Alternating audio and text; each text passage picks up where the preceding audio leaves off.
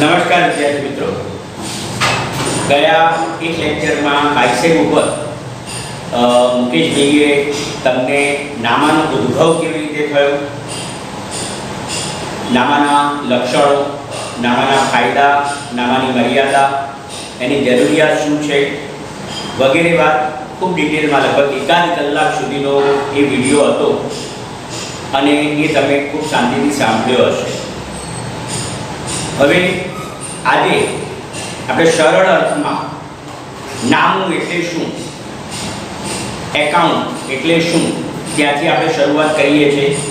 જે વ્યાખ્યા છે, જે અમેરિકન સ્ટાન્ડર્ડ ઇન્સ્ટિટ્યૂટે આપેલી વ્યાખ્યા છે, વ્યાખ્યા એ પ્રમાણે પણ આપણે સરળ શબ્દોમાં સમજવા માટે આજે એક અલગ પ્રેઝન્ટેશન કરી રહ્યા છીએ। નામું એ સીધી સાદી ભાષામાં કેવું હોય તો આવક અને ખર્ચ, એ મુકેશભાઈએ સમજાવ્યું કે ધંધામાં જ્યારે આવક થાય અને ધંધામાંથી ખર્ચ થાય, આ બંને નોંધવામાં આવે અને એ બંને વચ્ચેનો તફાવત શોધવામાં આવે। જો આવક વધારે હોય તો નફો થાય અને જો ખર્ચ વધારે હોય તો નુકસાન થાય। આ જે બાબત છે એની સમજૂતી તમને મુકેશભાઈએ આપી। હવે સરળ અર્થમાં આપણે જે ડિટેલમાં જઈને સમજવું છે એના માટેની મેં એક વ્યાખ્યા અહીંયા લખેલી છે, પણ યાદ રાખજો જ્યારે પણ એકાઉન્ટના લેક્ચરમાં આપ બેસો ત્યારે કમ્પલસરી નોટ અને પેન લઈને જ બેસવાનું, ખાલી સાંભળવાથી યાદ નહીં રહે। એટલે નોટ અને પેન સાથે લઈને જ બેસજો કે જેથી કરીને તમે જે બાબતો સમજાય એ બાબતો નોંધતા જજો। વિડીયો જ હોય છે મોટે ભાગે, એટલે વચ્ચે વચ્ચે રોકાઈને જરૂર પડે તો થોડું પાછળ કરીને પણ જરૂરી બાબતો તમે નોંધતા જશો તો જ તમે વ્યવસ્થિત સમજી શકશો। હવે નામાને સરળ અર્થમાં સમજવા માટે અહીંયા એક બીજી વ્યાખ્યાથી આપણે શરૂઆત કરીએ છીએ। એ નામાની વ્યાખ્યા મેં લખેલી છે। સરળ અર્થમાં જો નામું કહેવું હોય તો ધંધાના આર્થિક વ્યવહારોને, ધંધાના આર્થિક વ્યવહારોને હિસાબી ચોપડામાં તારીખના ક્રમમાં વિગતવાર નોંધવાની પ્રક્રિયા એટલે નામું। એને એવું પણ કહી શકાય નોંધવાની પ્રક્રિયા, નોંધવાની કળા અને વિજ્ઞાન એટલે નામું। નોંધવાની કળા અને વિજ્ઞાન એટલે નામું। પ્રક્રિયાને પણ નામું કહેવાય અને નોંધવાની કળા અને વિજ્ઞાનને પણ નામું કહેવાય। હવે આપણે અહીંયા આ સમજૂતીમાં આ જે સરળ અર્થ આપ્યો છે એની અંદર દરેકે દરેક બાબત સમજવી પડે, એને ડિટેલમાં સમજવી પડે। એટલે ડિટેલમાં સમજવા માટે એક શબ્દ સમજતા રહીએ જેથી કરીને, અને એ લખતા પણ રહે, ખાલી સમજવાનું નથી, એ બાબત લખતા પણ રહેવાનું છે, બરાબર? એટલે મુદ્દા એક આપણે સમજતા રહીએ છીએ। સૌથી પહેલો શબ્દ છે ધંધો। ધંધો તમે આપણે જે વાણિજ્ય વ્યવસ્થા અને સંચાલન BA જે વિષય ભણવાના છીએ એમાં ધંધાની વ્યાખ્યા આવે છે। ધંધો એટલે નફાના હેતુથી કરવામાં આવતી આર્થિક પ્રવૃત્તિ। ધંધો એટલે નફાના હેતુથી કરવામાં આવતી આર્થિક પ્રવૃત્તિ। એટલે નામ સામાન્ય રીતે શેનું લખાય છે? ધંધાનું, જેમાં નફો કે નુકસાન શોધવાની ગણતરી હોય। નફો શોધવા માટે ધંધાની વ્યાખ્યા જેવું કહે છે નફાના હેતુથી કરવામાં આવતી આર્થિક પ્રવૃત્તિ। ક્યારેય કોઈને એવું કહેતા સાંભળ્યા છે કે સાહેબ હું તો ખોટ થાય નહીં, નુકસાન થાય એટલા માટે ધંધો કરું છું? આવું ક્યારેય શક્ય ના હોય। હંમેશા એનો હેતુ શું હોય છે? નફા। એટલે જ્યાં નફાના હેતુથી કોઈ આર્થિક પ્રવૃત્તિ કરવામાં આવતી હોય તો એને આપણે ધંધો કહીએ છીએ। એટલે પહેલી સમજૂતી છે ધંધો એટલે નફાના હેતુથી કરવામાં આવતી આર્થિક પ્રવૃત્તિ। બીજો શબ્દ છે, અહીંયા દરેકે દરેક શબ્દનો અર્થ છે એ ગંભીરતાપૂર્વક આપણે સમજવાનું છે। એટલે આખું એકાઉન્ટ આપણા મગજની અંદર આખું વર્ષ કે 2 વર્ષ કે 5 વર્ષ કે 10 વર્ષ સુધી જ્યાં સુધી તમે ભણો ત્યાં સુધી તમારા મગજમાં ક્લિયર રહે। એટલે સૌથી પહેલો શબ્દ છે ધંધો। બીજું છે આર્થિક વ્યવહાર। આર્થિક વ્યવહાર, આર્થિક વ્યવહાર સમજો. આપણે જ્યારે આ શરૂઆતમાં નામું ભણતા હોઈએ ત્યારે એવું લાગે કે સાહેબ આ આર્થિક વ્યવહારો તો બીએમાં આવે છે, એકાઉન્ટમાં આવે છે, ઇકોનોમિક્સમાં આવે છે. એટલા ચારે ચાર સબ્જેક્ટ એકાઉન્ટ, સ્ટેટ, બીએ અને ઇકોનોમિક્સ આ ચારે ચાર સબ્જેક્ટ એકબીજા સાથે સંકળાયેલા છે, એકબીજા સાથે અનુબંધ ધરાવે છે. એટલે આ જે ચારે ચાર સબ્જેક્ટ છે એમાં ઘણી બધી બાબતો એકાઉન્ટમાં પણ આવશે, બીએમાં પણ આવશે, સ્ટેટમાં પણ આવશે. ચારે ચાર વિષયની અંદર આ બાબતો આવવાની છે. એટલે રિપીટ થાય તો એ દરેકનો દાખલા તરીકે અર્થવ્યવસ્થા, અર્થશાસ્ત્રમાં કહું તો અર્થશાસ્ત્રમાં એનો સ્પેસિફિક મિનિંગ અલગ છે, એકાઉન્ટની દ્રષ્ટિએ એનું સ્પેસિફિક મિનિંગ અલગ છે. પણ આ ઘણા બધા વિષયની અંદર તમારે રિપીટ થશે. આર્થિક વ્યવહારો, વ્યવહારોને આપણે બે ભાગમાં વહેંચી શકીએ વિદ્યાર્થી મિત્રો. વ્યવહારોને આપણે બે ભાગમાં વહેંચી શકીએ, આર્થિક વ્યવહારો અને બિન આર્થિક વ્યવહારો. આર્થિક વ્યવહાર કોને કહેવાય? બીએમાં એનો તફાવત સહિત છે એટલે અત્યારે ખાલી એક સમજવા પૂરતું. આર્થિક વ્યવહાર કોને કહેવાય? તો કે નાણાકીય વળતરની અપેક્ષાએ જ્યારે કોઈ પણ વ્યવહાર કરવામાં આવતો હોય, આઈ રિપીટ, નાણાકીય વળતરની અપેક્ષાએ જ્યારે કોઈ પણ વ્યવહાર કરવામાં આવતો હોય તો એવા વ્યવહારને આર્થિક વ્યવહાર કહેવાય. સાહેબ નાણાકીય વળતર એટલે મને કંઈક મળવું જોઈએ, મને રૂપિયા મળવા જોઈએ, મને કંઈક લાભ થવો જોઈએ, એ હેતુથી જ્યારે કોઈ પણ પ્રવૃત્તિ કરવામાં આવે, કોઈ પણ વ્યવહાર કરવામાં આવે તો એ વ્યવહારને આર્થિક વ્યવહાર કહેવાય. કંઈક મળવું જોઈએ, મને પૈસા મળવા જોઈએ, મને કંઈક લાભ મળવો જોઈએ.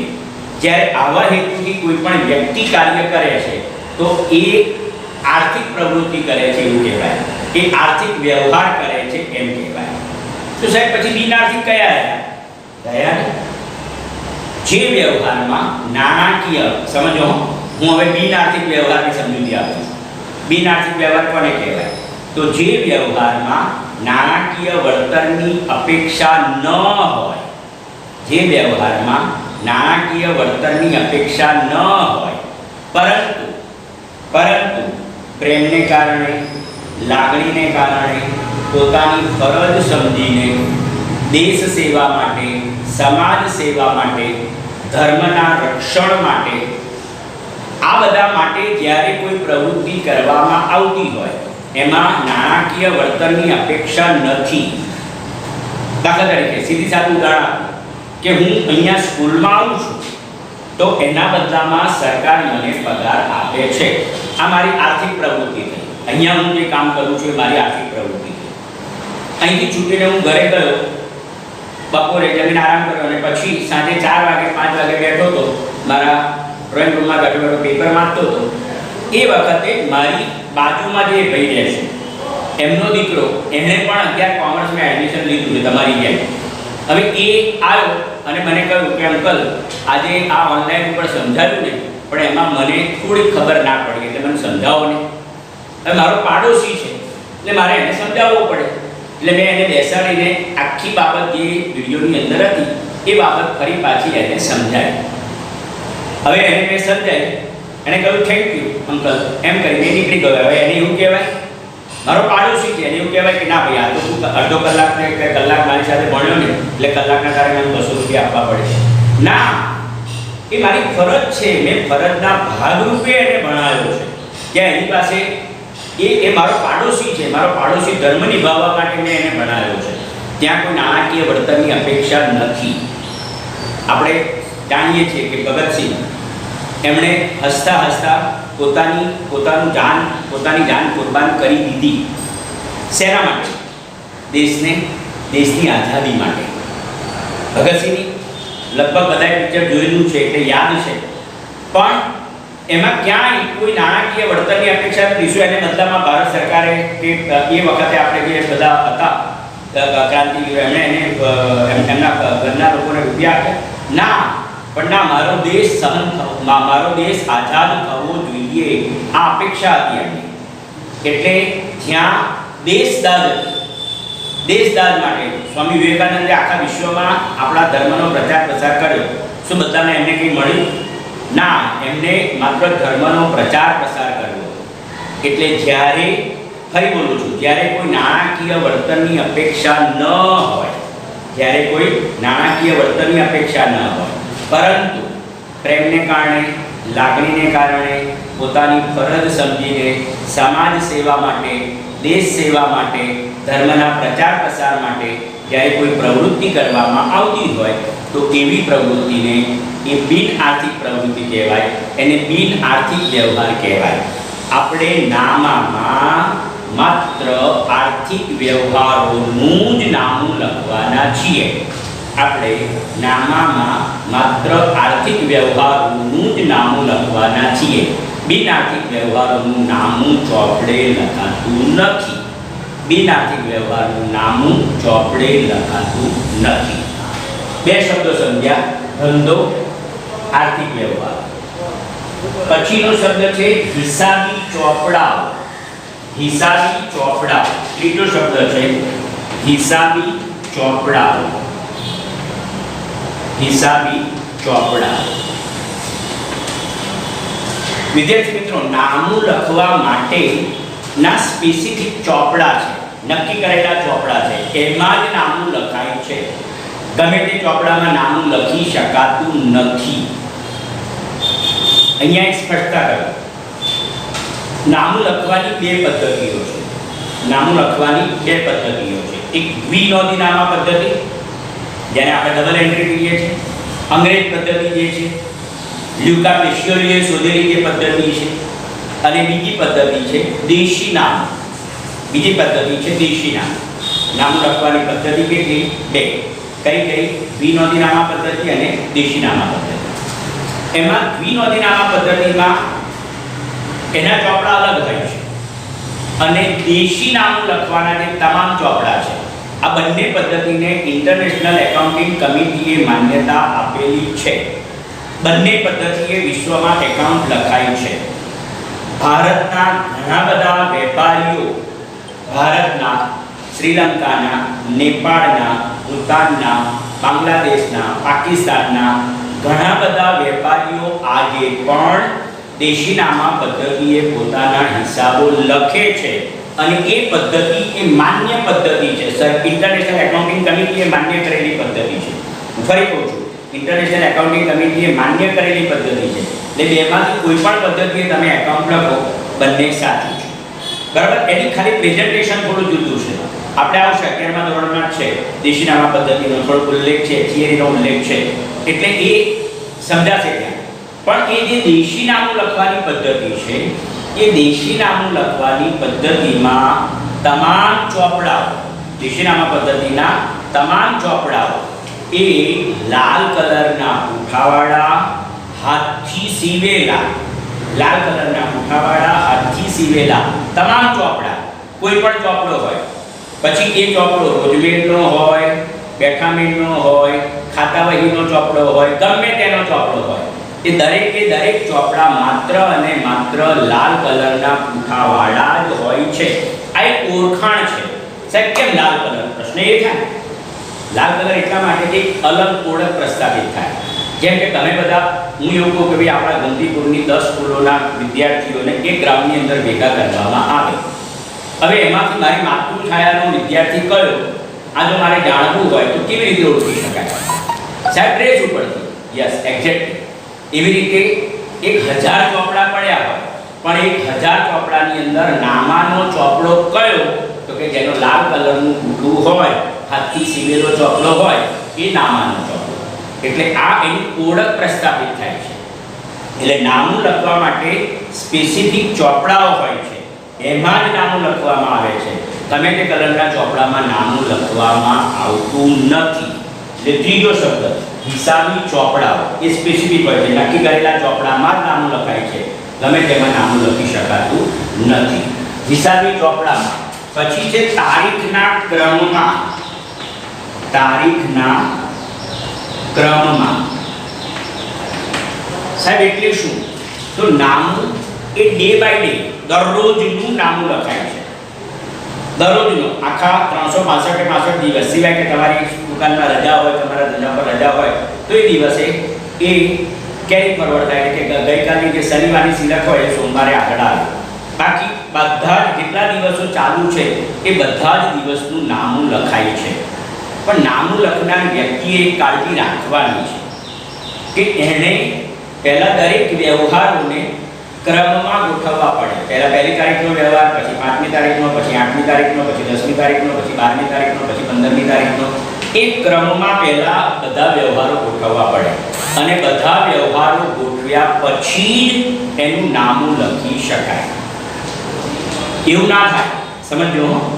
આપણે આપણી ટેવ પ્રમાણે હોય એ પ્રમાણે આપણે જેમ થાય છે કે અમુક બાબતો લખી, પછી અઠવાડિયા કે 10 દિવસ પછી યાદ આવ્યું કે અરે યાર, ગયા સોમવારે તો આપણે આ એક વ્યવહાર કર્યો તો પેલા ભાઈને 500 રૂપિયા આપ્યા હતા, એ તો લખવાના રહી ગયા છે, તો કંઈ વાંધો નહીં, નીચે લખી નાખ સર, તો એ નામું ન કહેવાય. જે તારીખનો વ્યવહાર હોય એ તારીખમાં જ લખાવવો જોઈએ. એટલે પહેલા વ્યવહારોને તારીખના ક્રમમાં ગોઠવવા પડે. જો તારીખનો ક્રમ ન જળવાય તો એ નામું સાચું કહી શકાય નહીં. સમજો અગત્યતા, જો તારીખનો ક્રમ જળવાતો નથી તો તમે લખેલું નામું એ સાચું કહી શકાય નહીં. એટલે નામાને તારીખના ક્રમમાં, દરેક વ્યવહારને તારીખના ક્રમમાં પહેલાં ગોઠવવો પડે, પછી એનું નામું લખાય છે. તારીખનો ક્રમ જાણ્યા વગર જો નામું લખવામાં આવે તો એ નામું સાચું ગણાય નહીં. આ એટલા માટે કહું છું કે આપણું 3જું ચેપ્ટર આવશે, 4થું ચેપ્ટર આવશે આમનોંધનું. એ આમનોંધના ચેપ્ટરમાં આવશે, બધા વ્યવહારો તમને આપેલા હોય, તારીખ આપેલી હોય, 5મી તારીખ, 8મી તારીખ, 10મી તારીખ, 12મી તારીખ, 15મી તારીખ, 20મી તારીખ. ઘણીવાર એવું થાય કે ઉતાવળમાં છે ને આપણે જે સહજ ભૂલ કરીએ તે પ્રમાણે કે 5મીનો વ્યવહાર લખ્યો, 7મીનો લખ્યો, 8મીનો લખ્યો, 10મીનો વ્યવહાર વાંચવાનો જ રહી ગયો, આખો વ્યવહાર વાંચવાનો જ રહી ગયો. એટલે આપણે 12મી તારીખ ઉપર આવી ગયા, 12મી તારીખનો વ્યવહાર લખ્યો, 15મીનો લખ્યો, 18મીનો લખ્યો, 20મીનો લખ્યો. પછી 22મી તારીખે વ્યવહાર આવ્યો કે તારીખ 12ના વ્યવહારમાંથી ખરીદેલા માલમાંથી 500નો માલ પરત કર્યો. ત્યારે આપણે જોયું પેલો વ્યવહાર તો લખવાનો જ રહી ગયો હતો, તો સાહેબ એમાં શું નીચે લખી નાખીએ 20મી તારીખ, પછી ફરી પાછી 12મી તારીખ, બરાબર? તો ખોટું. એને નામું ન કહેવાય. નામું એક તારીખના ક્રમમાં જ લખાયેલું હોવું જોઈએ. જો એ રીતે નામું લખાય તો એ માન્ય ગણાતું નથી. એટલે પહેલાં વ્યવહારોને તારીખના ક્રમમાં ગોઠવવા પડે, પછી તમે નામું લખી શકો. એટલે નામું એ તારીખના ક્રમમાં લખાય છે. પછી શબ્દ છે વિગતવાર. વિગતવાર, વિગતવાર એટલે શું? તો નામું ખૂબ ડિટેલમાં લખાવવું જોઈએ.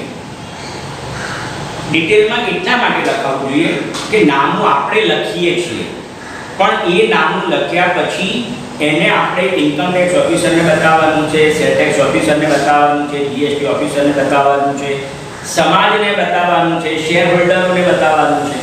આ બધાને લખો તમે, પણ એ બતાવવાનું તમારે બીજા કોઈને છે. બીજા એ જોવાના છે, સમજવાના છે.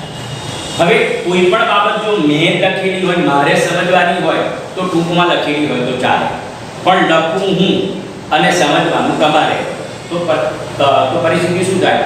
જો એનું ડિટેલમાં ન લખું, નાનામાં નાની બાબતનો ઉલ્લેખ ના કરું તો તમને બાબત તરત સમજમાં આવશે નહીં. એટલે નામામાં હંમેશા દરેક બાબતો એ ખૂબ ડિસ્ક્રિપ્ટિવ રીતે, વિગતવાર, છણાવટની રીતે નાનામાં નાની બાબતનો એમાં ઉલ્લેખ થયેલો હોવો જોઈએ. બીજાને સાહેબ એ તો સમજ તો પડી જાય પેલાને, ના એવું નહીં, એને ડિટેલમાં સમજાવવું પડે. અને એટલે જ આપણે આમનોંધમાં આમનોંધ આખી લખી, આમનોંધ સાચી લખી, પણ એની નીચે આપણે બાબત જે ચેપ્ટર આવશે ત્યારે ક્લિયર થશે, પણ બાબત જે કરીને વ્યવહારની ટૂંકી વિગત એમાં લખીએ છીએ. આ એની અગત્યતા છે કે નામું બીજા કોઈક વ્યક્તિને સમજવાનું છે, લખ્યું છે તમે પણ સમજવાનું બીજા કોઈકને છે. એટલે એને સમજાય એ રીતે તમારે એને વિગતવાર લખવું પડે છે. એટલે નામું વિગતવાર લખાય છે. નોંધવાની, નોંધવાની, સમજો, નોંધવાની, નોંધવાની, નોંધવાની એટલા માટે નામું એ લખાયેલું હોવું જોઈએ. ઓરલી ન ચાલે, મૌખિક ના ચાલે. તમે કોઈ પણ હિસાબ કોઈ પણ વ્યક્તિને કહો તો કે બધું એના મગજની અંદર યાદ ના રહે. તમે એક સાથે 10-12 વ્યવહાર કરી દો કે યાદ ના રહે, પણ જો એને લખેલું હોય, ક્રમશઃ લખેલું હોય, તો એ આજે નહીં ને કાલે તમે ત્યારે એ વાંચી શકે, એને સમજી શકે, એનો એ પુરાવા તરીકે એનો પુરાવા તરીકે ઉલ્લેખ ગમે ત્યાં થઈ શકે, પણ ક્યારે? જો નોંધાયેલું હોય તો, જો લખેલું હોય તો. એટલે નામું હંમેશા લખાયેલું હોવું જોઈએ.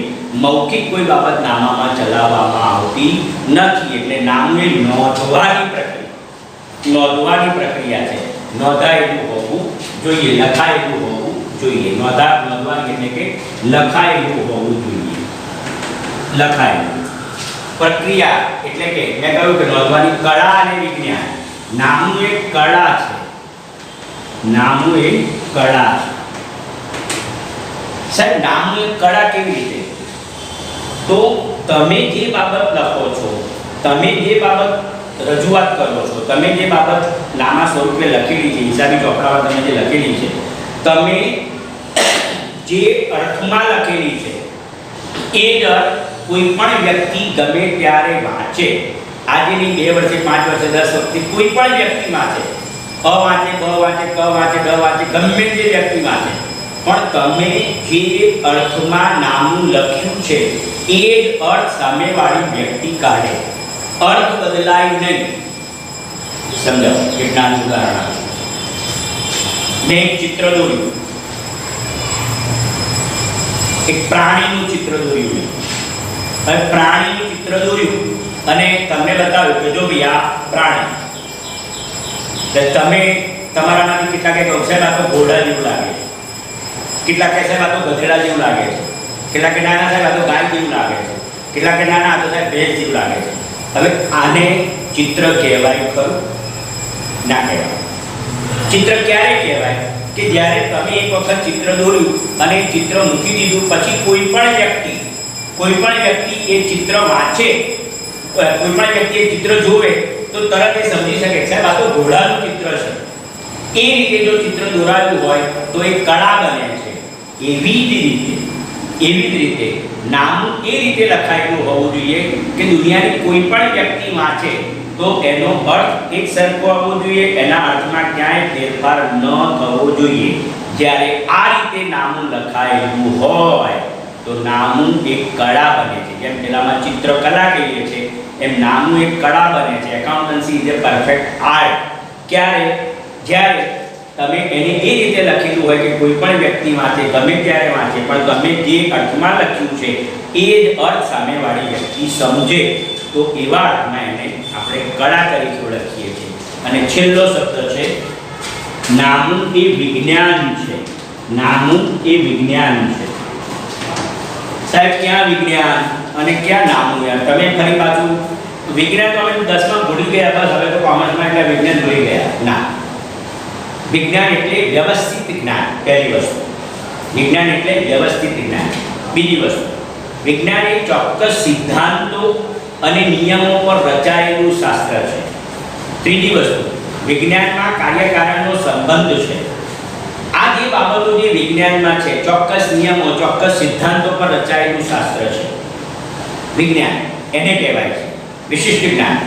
એવી રીતે નામું પણ ચોક્કસ નિયમો અને ચોક્કસ સિદ્ધાંતો પર રચાયેલું શાસ્ત્ર છે. સાહેબ, નામામાં પાછા નિયમો આવશે. હા, નામું એમને લખાતું નથી.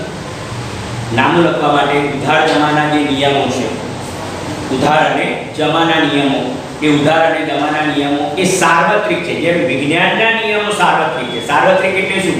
તો સાર્વત્રિક એટલે દરેક જગ્યાએ એક સરખો નિયમ લાગુ પડે, એને કહેવાય સાર્વત્રિક. જેમ વિજ્ઞાનનો નિયમ છે, ગુરુત્વાકર્ષણનો નિયમ છે કે કોઈ પણ વસ્તુને આપણે ઉપરથી છોડીએ, એટલે ન્યૂટને નિયમ શોધ્યો છે કે પૃથ્વીમાં રહેલું ગુરુત્વાકર્ષણ બળ કોઈ પણ પદાર્થને પોતાના તરફ આકર્ષે છે એટલે વસ્તુ નીચે પડે છે. એવી જ રીતે નામું લખવા માટેના વ્યક્તિના ખાતાના નિયમ, માલ મિલકત ખાતાના નિયમ, ઉપજ ખર્ચ ખાતાના નિયમ, વ્યક્તિનો નિયમ લાભ લેનારને ઉધારો, લાભ આપનારને જમા કરો, માલ મિલકતનો નિયમ માલ કે મિલકત આવે તો ઉધાર જાય તો જમા, ઉપજ ખર્ચનો નિયમ ખર્ચ કે નુકસાન ઉધારો, ઉપજ કે આવક જમા કરો. આ જે છે એ નિયમ પ્રમાણે નામું લખાય છે. અને એ અહીંયા નહીં, ખાલી આપણા અહીંયા માતૃછાયામાં જ આ નિયમ લાગુ પડે જેવું નથી. દુનિયાના કોઈ પણ છેડે જાઓ, ઇંગ્લેન્ડમાં જાઓ કે અમેરિકામાં જાઓ કે ઓસ્ટ્રેલિયામાં જાઓ, દરેક જગ્યાએ આ જ નિયમ પ્રમાણે નામું લખાય છે. જેમ વિજ્ઞાનના નિયમો સાર્વત્રિક છે એમ નામાના નિયમો પણ સાર્વત્રિક છે. નામું પણ સિદ્ધાંતો ઉપર રચાયેલું શાસ્ત્ર છે. ઉપસામે ખર્ચની મેળવણીનો સિદ્ધાંત, સંપાદનનો સિદ્ધાંત, ઐતિહાસિક પડતરનો સિદ્ધાંત. જેમ નામામાં સિદ્ધાંતો છે એમ એકાઉન્ટમાં પણ, જેમ વિજ્ઞાનના સિદ્ધાંતો છે એમ નામામાં પણ સિદ્ધાંતો છે. એ સિદ્ધાંતો ઉપર રચાયેલું શાસ્ત્ર છે. માટે આપણે કહીએ છીએ કે નામું એ વિજ્ઞાન છે. ચોક્કસ નિયમો, ચોક્કસ સિદ્ધાંતો પર રચાયેલું શાસ્ત્ર છે. જે નિયમો, જે સિદ્ધાંતો છે એ સાર્વત્રિક છે. દુનિયાના કોઈ પણ ખૂણે જાઓ એ જ નિયમ પ્રમાણે નામું લખવામાં આવે છે, એ જ સિદ્ધાંત પ્રમાણે નામું લખવામાં આવે છે. માટે આપણે કહી શકીએ કે નામું એ વિજ્ઞાન પણ છે. ઓકે, અહીંયા ખાલી આપણે નામાનો અર્થ સમજ્યા છીએ. હવે બીજી બધી બાબતો જે મુખ્યત્વે તમને સમજાય છે એના પછી મારે જે મુદ્દો સમજાવવાનો છે તમને એ પારિભાષિક શબ્દોનો મુદ્દો સમજાવવાનો છે. સાથે સાથે વિદ્યાર્થી મિત્રો, હું એ બાયસેપ ઉપરના જે લેક્ચર્સ છે એ સાથે મૂકતો રહેવાનો છું, જેથી કરીને તમને ડબલ થાય. એક વસ્તુ પેલી પણ જાણવા મળે, સાથે સાથે હું પણ મૂકું. એ કદાચ એકાઉન્ટના લેક્ચરમાં એવું પણ બનશે કે ક્યારેક મારો શૂટ કરેલો વિડીયો આવશે તો ક્યારેક પેલા કોકનો આવશે. એમાં પણ મારા વિડીયો કેટલાક શૂટ કરેલા છે એ પણ જેમ જેમ આપણે આગળ ચાલતા જઈશું એમ આવતા જશે. એટલે એ પ્રમાણે આપણે સમજીશું. હું ફરી કહું છું કે એકાઉન્ટનો લેક્ચર, એકાઉન્ટ સ્ટેટનો લેક્ચર ભણવા બેસો ત્યાં સુધી કે બીએ ઇકોનોમિક્સમાં પણ તમે જ્યારે ભણવા બેસો ત્યારે એ વખતે હવે નોટ અને પેન તમારી પાસે હોવી જોઈએ. જરૂરી બાબતો નોંધતા જજો, તો જ આ વિષય વધારે સહેલો બનશે. વિદ્યાર્થી મિત્રો, આ ટોપિક આપણે અહીંયા પૂરો કરીએ છીએ. આ વિડીયો તમને ગમ્યો જ હશે. લાઈક કરો, સબસ્ક્રાઈબ કરો અને સાથે સાથે શેર કરો એવી દરેકને વિનંતી છે.